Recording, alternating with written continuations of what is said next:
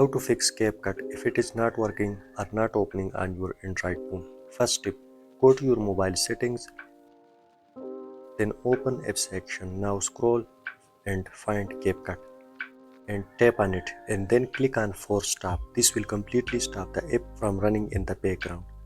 Second step, now tap on storage option. Here you will see two buttons, clear cache and clear data. First click on clear cache and then also click on clear data. This will remove all temporary bugs and errors. Third and last tip is very important. Check your phone storage. If your storage is full, CapCut may not open properly. So delete unwanted videos or apps and make some free space. After doing all these steps, restart your phone and try opening CapCut again. Most of the time, this method fixes the problem completely.